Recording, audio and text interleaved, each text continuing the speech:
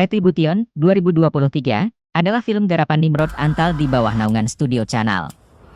Film ini menjadi remake ketiga film asal Prancis berjudul El Desconocido.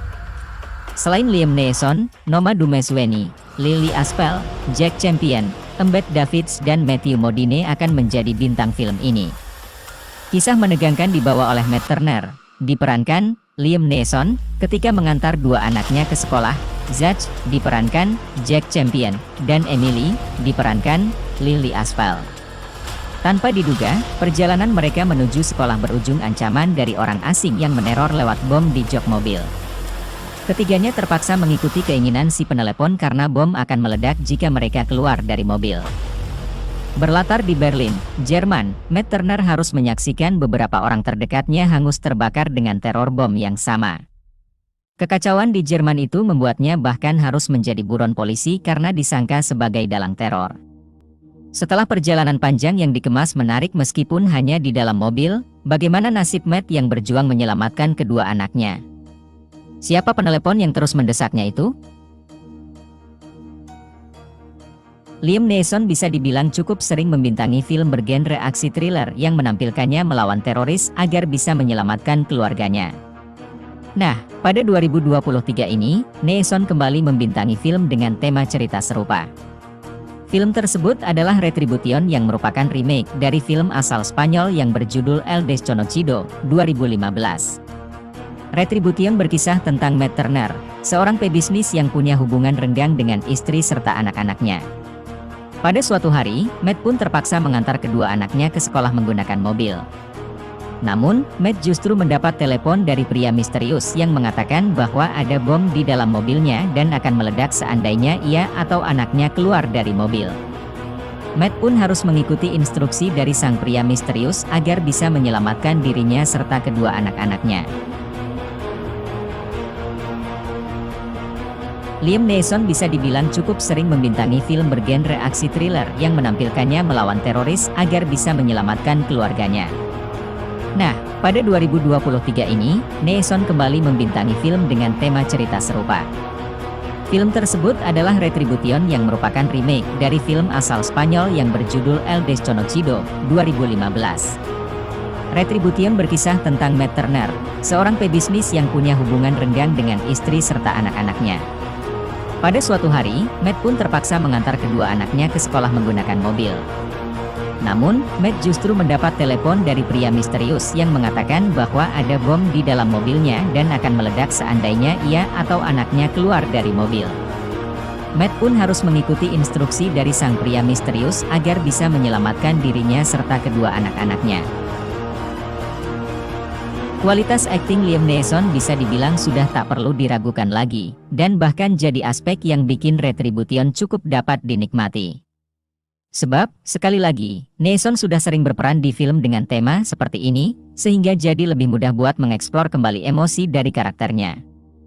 Namun, perlu ditekankan bahwa akting Neeson di film ini enggak lebih spesial ketimbang perannya di film-film dengan tema serupa.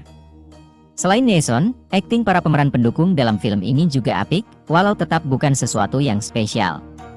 Malahan, karena status yang hanya peran pendukung, penampilan mereka jadi terkesan kalah jauh ketimbang Liam Neeson yang jadi tokoh utamanya.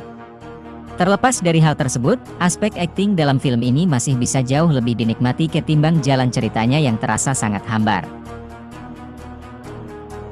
Sebagian besar latar tempat segala konflik yang terjadi di film ini berlangsung di dalam mobil yang dikendarai oleh Matt dan ditumpangi oleh kedua anaknya. Latar tempat ini pun membuat pergerakan kameranya jadi sangat terbatas. Hal inilah yang bikin Retribution kerap menggunakan angle kamera yang meng-close up wajah ketiga karakter tersebut, sehingga terasa sangat dekat bagi penonton. Well, sebenarnya nggak ada yang salah dengan penggunaan angle close up tersebut. Hanya saja penggunaan angle tersebut terlalu sering ada sehingga terkesan membuat filmnya datar karena kurang kreatif dalam segi pengambilan gambar. Selain itu, scoring dalam film ini juga kurang berhasil dalam membangun nuansa menegangkan pada setiap adegannya. Faktor ini jugalah yang bisa dibilang menimbulkan kesan hambar dalam jalan ceritanya. Sebagai film yang bergenre thriller dan aksi, Retribution kurang berhasil memberikan pengalaman menonton yang penuh ketegangan serta keseruan.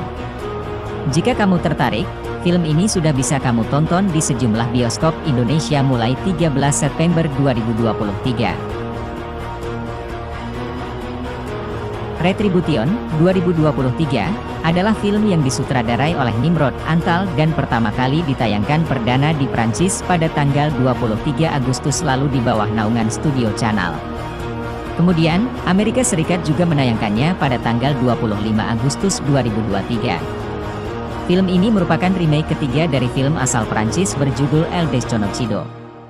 Retribution merupakan hasil kolaborasi antara The Picture Company, Ombra Films, TF1 Films Production, Studio Babelsberg, dan Faca Films. El Desconocido mengisahkan tentang pengalaman seram yang dialami oleh seorang bankir ketika ia sedang mengantar dua anaknya untuk pergi ke sekolah. Namun, tanpa diduga, perjalanan mereka ke sekolah berubah menjadi sebuah ancaman serius ketika orang asing secara mendadak muncul dan mengancam mereka dengan sebuah bom yang terpasang di jok mobil. Ketiganya terpaksa harus menuruti permintaan dari si penelepon yang mengancam, karena bom tersebut akan meledak jika mereka mencoba untuk keluar dari mobil. Seluruh peristiwa ini berlangsung di kota Barcelona, Spanyol, di mana sang bankir harus menyaksikan beberapa orang terdekatnya mengalami nasib tragis akibat teror bom yang serupa. Kekacauan yang terjadi di Barcelona membuatnya bahkan menjadi buron polisi karena dicurigai sebagai dalang dari serangkaian serangan teror tersebut. Selama perjalanan yang panjang dan tegang, yang sebagian besar berlangsung di dalam mobil, kita melihat bagaimana sang bankir berjuang keras untuk menyelamatkan kedua anaknya. Pertanyaan terbesarnya adalah siapakah sebenarnya penelepon yang terus mendesak sang bankir dan apa motif di balik serangan-serangan tersebut?